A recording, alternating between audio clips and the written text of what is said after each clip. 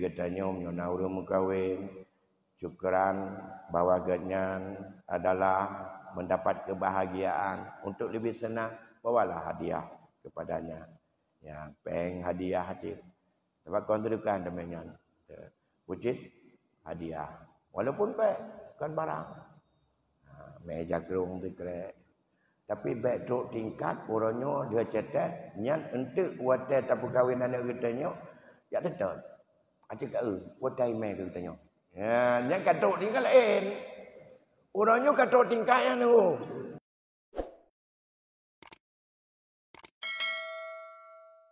Kepenan dengan hadiah.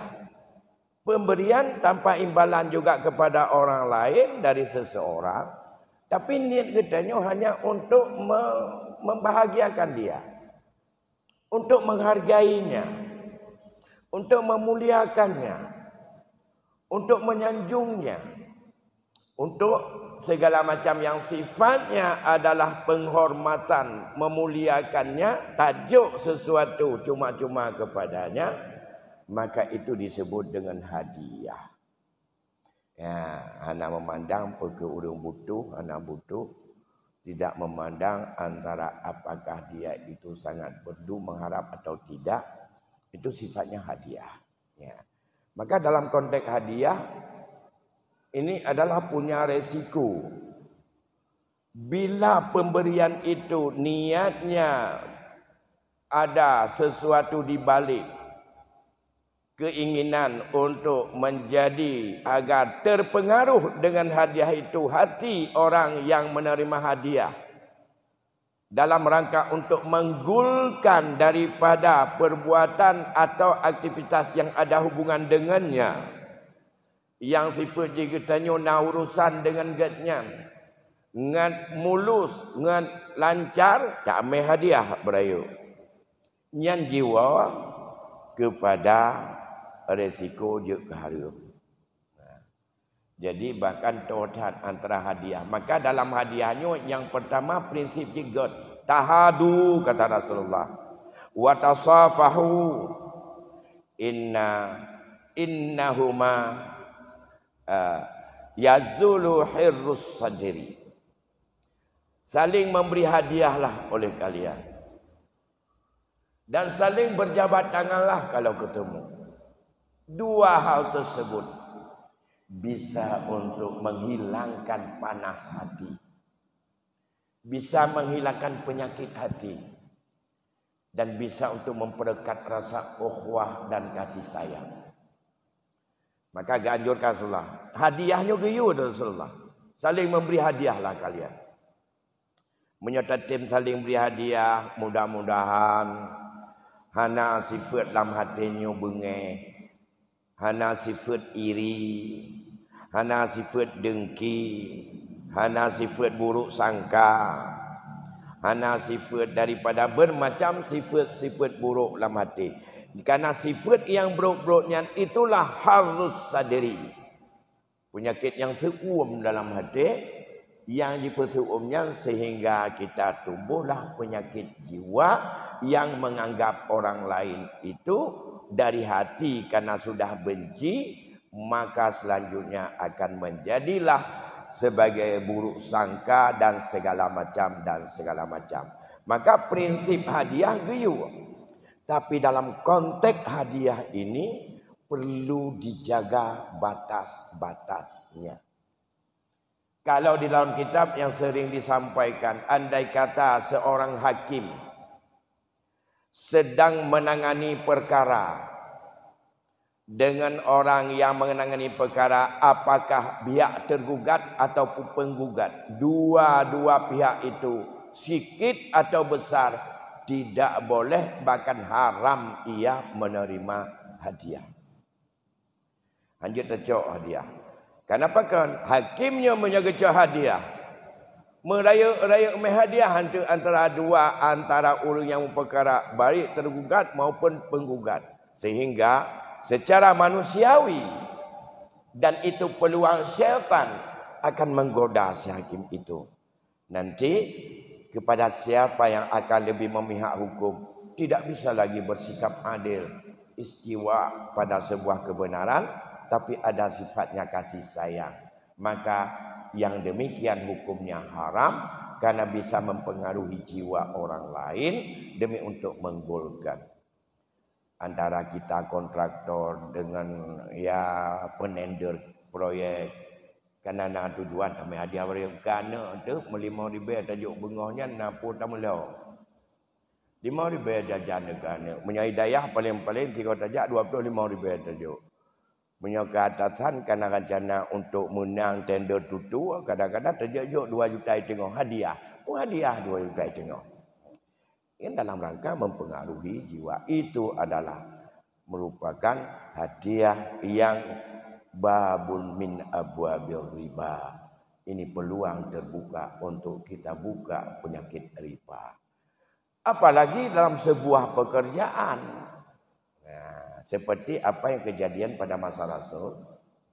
Yang diberikan tugas kepada seseorang untuk mengumpulkan zakat.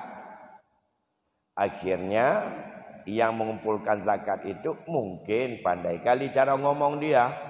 Setelah kumpulkan zakat dapat hadiah daripada orang yang punya ternak itu. Zakat dibayar. Dilikutnya nagebi hadiah ke petugasnya bacut. Karena pada masa Rasul hadiahnya tetap puas lapor pada Rasul. Ditanya penenam tentu puatan yang modal lagi nyampe tolong kantong anak berasa patli. Ya. Pada masa Rasul begitu Rasul bilang, ini ya Rasulullah semuanya ini zakat yang telah diberikan oleh orang yang sudah wajib zakat sudah kami kumpul, ini sebuah untuk kamu. Ini untuk drone ya Rasul. Karena ini masalah harta zakat yang diperintahkan kamu untuk menyacok. Cuma yang nyo paduk-paduk boh no kamengnya haza yuhdi lana. Nyo urunyo harta nyo kaja hadiah kamu. Nyo hadiah urunnya untuk kamu. Pergi jawab dari Rasul. Nah, mengapa kamu tidak coba pulang ke rumah bapak dan ibumu? Kemudian kamu duduk di sana. Kamu dengar, apakah ada mereka datang memberi hadiah, membawa hadiah untukmu di rumah bapak dan ibumu? Itu jawab Rasul. Kemudian setelah itu setelah salat Nabi naik mimbar dan ia menyampaikan, ada orang yang saya tugaskan untuk ngambil zakat. Kemudian ia bawa pulang. Kemudian ia sampaikan, ini zakat, ini dihadiahkan untukku. Saya sampaikan kepadanya, coba kamu pulang dan duduk di rumah bapak dan ibumu. Kamu lihat, ada enggak mereka datang memberi hadiah kepadamu? Ya Allah, ingat, kata Rasul, siapa yang membuat ulul, penipuan dan kecurangan seekor kambing, ia akan membawa kambing dan ia suaranya mengembek kayak suara kambing. So yang cok reyuk ji nilai sabah lima urang akan mubah suji dan atasnya diulam urang akhirat sebagai dosa.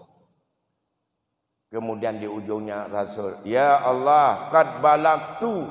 Ya Allah nyo kalau lumpegah ba umat mendung. Nyo kalau lumpegah ya Allah. Atas dasar itu hadiatul ummal atau hadiah karena sebuah tugas, yang tugas itu adalah sudah dibayar, adalah hukumnya haram dan itu bagian daripada riba. Ya, resiko hadiah. Dalam hadiah lain Nabi nepengah riwayat Muslim, man syafi'atan fa'ahdalahu faqabbalahu faqad ata baban aziman min abwabir riba. Berangkasa jibi bantuan, dibantu katanya sabah bantuan. Dia tak ada hadiah ke ji. Karena bantuannya. Dan diterima. Maka sungguh ia membuka satu pintu besar potensi sebagai pintu riba. Ini resiko hadiah. Satu sisi hadiah itu disuruh. Tapi bekna lam ate beri hadiahnya dalam rangka untuk mempengaruhi jiwa orang tapi hadiah. Yang kedua, menyona tugas baik mesebab ngannya. Ya. Yang B yang terima takut hantut untuk. Ya. Lebih-lebih kamu yang profesi kendali macam mana awak sudah pegang. Kamu orang masjid tu kamu. Abadi kamu orang masjid. Ijo bantuan. Tapi kalau kali untuk bantuannya sekian persennya lebih hadiah tapi anda tekannya lebih hadiah kamu betul. Jo 10 juta cok hadiah gan 20 juta. Peng masjid dan amhan capur dan ditanya jo hadiah kerja. Nyan haru. Tajo hanjut yang kerja ada hana cara kakak hana kita nyujuk ke pengurus masjid menyotok batingkat lagi nyanyi lanya tu. Ura kiran tu. Hinan kau hang pun guna wilan neraka kenan. Tegadan tu buat kau. Rupanya gara-gara cok hadiah masjid. Ya, gara-gara terima risuah bak masjid. Mak dapat timang atau mat hot untuk dia bro. Anjir pun. Jadi tapi tanya le lagi nyan orangnya. Nah le. Mak tak kira item teken jujur cik pedu 20 juta teken. Nah masalah. Tak tanggung jawab. Nyo hai teken, hang dapat dan pen boleh cok. Ini yang masalah besar. Ini problem hadiah. Kan? Jadi silakan kita memberi hadiah tapi harus tulus. Menghargainya, memuliakannya, karena memancing prestasi baginya. Antara kita antara kita dengan atasan, antara kita dengan kawan, antara kita dengan teman, antara kita dengan antara kita dengan berikan sebagai karena ada sesuatu yang kita bangga dan kita senang. Yang kerja di getanya menyona urang mengkawin. Syukuran bahwa ganyan adalah mendapat kebahagiaan. Untuk lebih senang, bawalah hadiah kepadanya. Ya, peng hadiah hadir. Dapat kontribukan demikian. Wujud hadiah. Walaupun peng kan barang. Meja kerung dikrek. Tapi baik truk tingkat orangnya dia cetak nyan untuk wadah tapu kahwin anak getanya. Ya tetap. Acik wadai mai getanya. Ya, yang katok tinggal lain. Orangnya katok tingkatnya tu. Ide, hino minana. Tanya kali tajuk kali. Menyahidi kadiat. Nyan biasa dia kan kanuri ba ulun. Anu mai kado ron. Tetek tulis cik apa. Oh, tipre ke mai. Ya, budak tu. Berkahwin dan anak ron. Dia tetap tak kunawi pun ke mai. Ya tetap le. Cik, guna gemai pun anak. Tanya tipre tamai ganyan. Yang taput dan gemai. Yang ban krian tu. Jadi, kaja kotong mah. Dasar hadiah. Kapa yang hamai mumai. Lagi orang kahwin jenis. Mana amplop tu saja. Habis pun jika on 2 ribu. Kau 2 patut amplop tetap iya. Ke tanya haja tanggung ilai 2 ribu kai kau 2. Ke pun ya je. Bukan hai lah kai di nak jumentong. Anak peng tu konyon. Paju pre orangnya. Kan je. Hai memang kauri. Nyokan. Gara-gara hana amplop ikan bangun. Tapi amplop tu apa? Oh nampak mak apa 2 ribu. Bik ilon tikan, ikan. Ataji hanya ngoi le, tak tanya hanya ngoi le. Dak deh nak 2 ribu. Yang 2 ribu nya hanya ngoi. Tok bak lagi yang kaje ketum mah sang-sang han taje jak bak urang mengkawin, bak urang mengkauri, bak walimah menyohana amplop. Nyampak ni dikaje ke tradisi ni. Padahal dasar ni kan yang sedekah. Atau hadiah yang tamai. Dia orangnya pernah tuntut. Hana pernah kan bandar baju bu. Nyaha anu laki din deku. Matur kahpat. Kan kita nyong di rumpa. Orangnya kalau na orang berhaja tanya nan mai dekah pun hana. Tapi kajet kadat lagi nyan. Nabi lagi Nabi. Ya. Yan bang. Jadi nyoke dia tanya Adi, memang hana urang rumah hana tapi anak mata ke mekeriling ke. Hana tang hana mak jarawa puno. Ke deh jak bak guci je puno hana colok tepu. Nara atu taganyan ti apa jopre bak draw ko. Jadi hanjuk ke kanuri li ada lagi kan. Di kerja ke rumah. Jadi atanyan ke bancara tetap payah. Tak pego. Bek tantang untuk habis generasi katanya. Ipikir yang lagi nyan. Mau yang ka diundang mana mai terkah bek jak. Tapi di nu kana terdoa itu tingkat on 2022 di kantor bolang program kita nyonya yang kejin jeung ile. Kok puyak nyep lagi kan. Dah, yang berkaitan dengan panjang masalah menyangkut dengan hadiahnya.